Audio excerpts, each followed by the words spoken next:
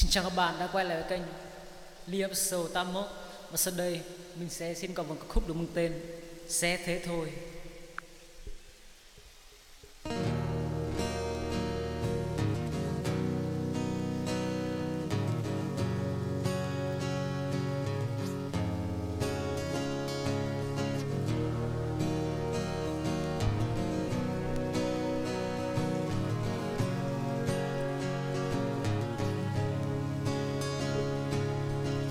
Bao đời vẫn thế, nắng sẽ đến lúc mưa, còn đường u tối sáng sớm chói chang.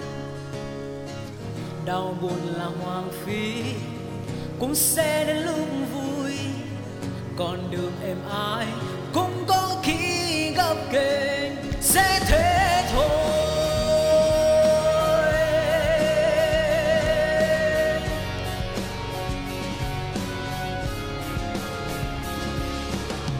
Đoạn đường xa ngày qua,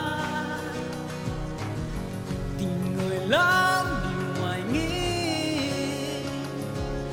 Anh yêu em yêu anh, ta yêu nhau chỉ vì thế.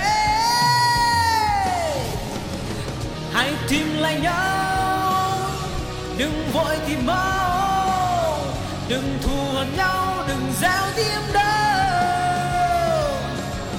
Một thời được yêu, một thời được vui, một thời được xuôi chỉ mong yên vui. Sẽ thế thôi.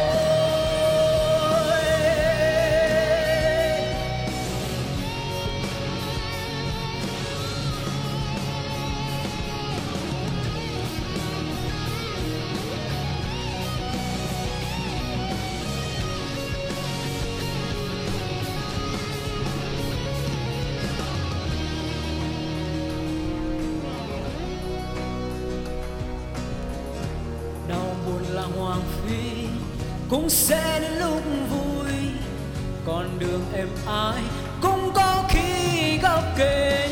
Sẽ thế thôi.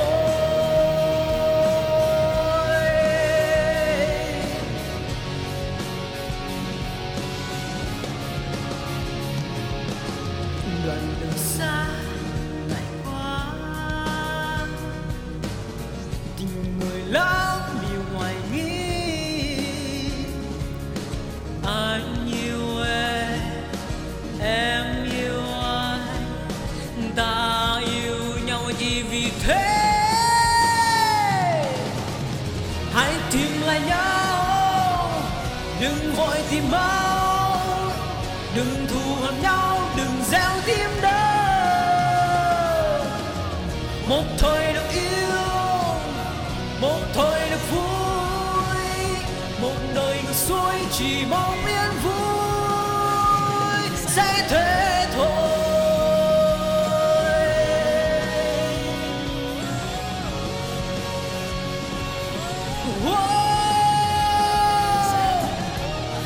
Lại nhau, đừng vội tìm bao, đừng thù hận nhau, đừng gieo tim đau.